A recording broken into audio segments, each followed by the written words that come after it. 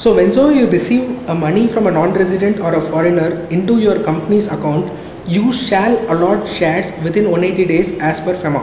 So what do you mean by allotment? In Companies Act, whenever you think of allotment, think of E-Form 2 shall be filed within 30 days. So the proof of allotment is file E-Form 2 within 180 days of the date which is shown in the foreign inward remittance certificate.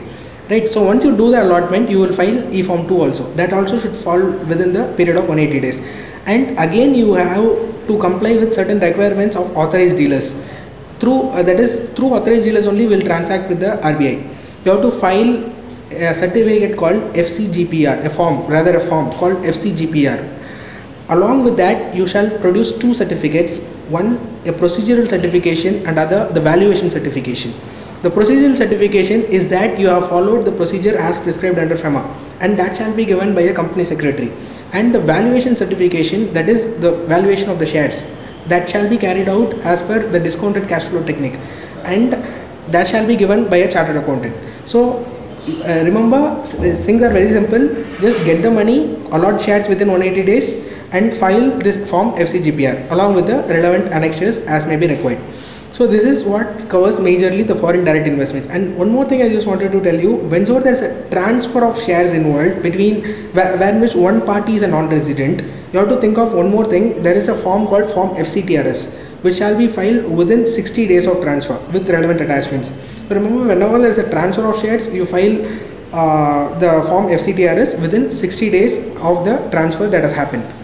So broadly, you have to just remember this much, like what is the foreign direct investment and what is the overseas direct investment. When I say overseas direct investment, it's very simple. Indian companies investing abroad. So you have to remember the basic 372A limits. In Companies Act, you have a section called 372A, that is intercorporate investments.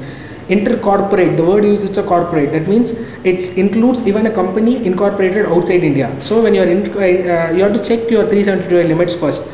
Then you can go for investing abroad. In FEMA, you have a ceiling, like say if you are investing up to 400% of your net worth, you can come under the automatic route. If you are investing up to 400% of your net worth, you can come under automatic route. But if you are investing beyond that, or if you are not satisfying certain conditions which are required to be satisfied, then you shall go under government route. As I already told you, government route is where you are going for the permission of Foreign Investment Promotion Board.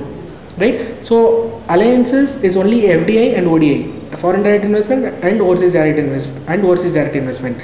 When it comes to the economic and labor law portion of your executive program, it's only current account transaction and the three schedules. That is the three schedules of the current account transaction: Schedule 1, Schedule 2, Schedule 3. That's what you have to remember. That's it.